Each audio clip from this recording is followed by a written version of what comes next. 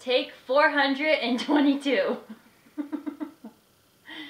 Tim and Jess here this week. We want to thank everyone for your votes. We actually started filming this last week. And kind words of support. For this week's video post, we decided to do a little research to see if there were eco-friendly things that we were already doing. Like the Clay Hill Farm giveaway implies, everyone has their own shade of green, and you're probably doing many things already.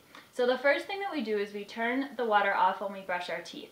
6 gallons of water are used if you leave the water running. So by turning off the water between when you wet your toothbrush to the final rinse, you could save 4 to 5 gallons of water each brushing session. Over the course of 1 year, our household saves over 7,000 gallons of water. The other thing that we try to do is we try to wash our clothes in cold water whenever possible.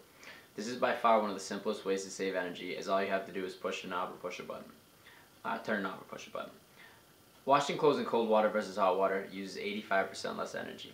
You'll spend $265 on average if you wash and rinse in hot water a year versus only $16 a year if you wash in cold and rinse cold.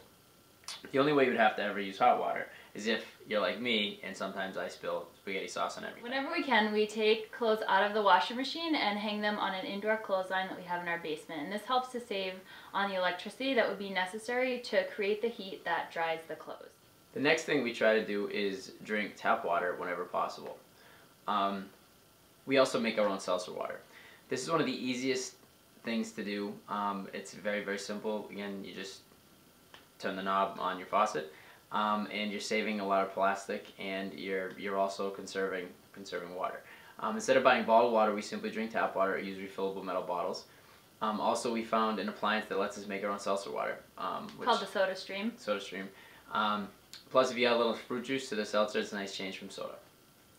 The next thing that we do is to exercise outside whenever possible. And it might sound silly, but turning on the treadmill or the elliptical uses electricity. And we've found that because we've been having a mild winter here in New England, that's been possible quite a bit more than in the past. So, you know, fresh air is free. It's nice to get outside when you can. And if you're headed inside to do exercise, if it's too cold or too snowy out, stick to non-electrical sucking machines like spin bikes or the swimming pool and good old-fashioned weightlifting. I pick things up and put them down. Paperless bills. It's another way that we have gone, you know, as green as possible in that regard, and it also helps your blood pressure. There's nothing more annoying than going to the mailbox or your P.O. box and opening it up and seeing that there's a stack of bills there. Well, now there's no stack of bills. You still have to pay them, but thankfully you don't have to look at them anymore. The next thing is that we ascribe to the Meatless Monday campaign. So meat production is very carbon intensive, and producing 1 pound of meat takes 5,000 gallons of water and 4.5% more greenhouse gases produced from animal farming than all of transportation worldwide. So that's quite a bit. And in comparison, it only takes 25 gallons of water to produce 1 pound of wheat. So by reducing meat consumption in your diet by 20% or about 1 to 2 meals per week, you can reduce your risk of chronic disease and you can help save the environment. And that is equivalent to switching from a standard sedan car to an ultra efficient vehicle. The other one that we use, and this is one of my favorites, is using a Kindle or a Bookshare. This one has 2 slight drawbacks. Unlike paper books, e-readers will be charged for your use of electricity.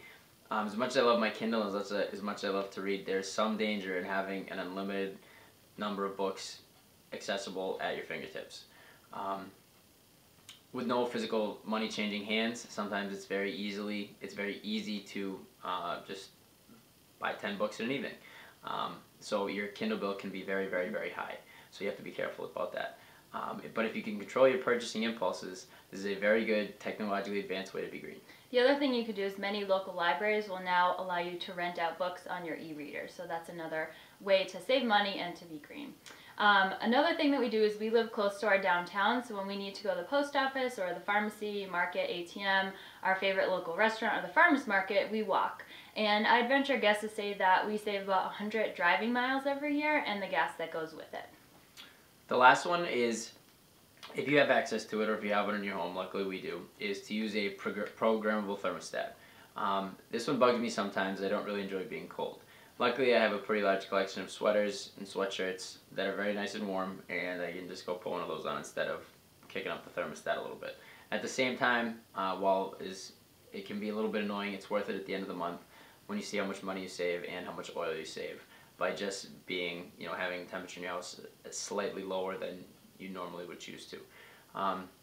Not to mention you save oil and natural resources. So thanks for watching this week, and have a great week. Stay green.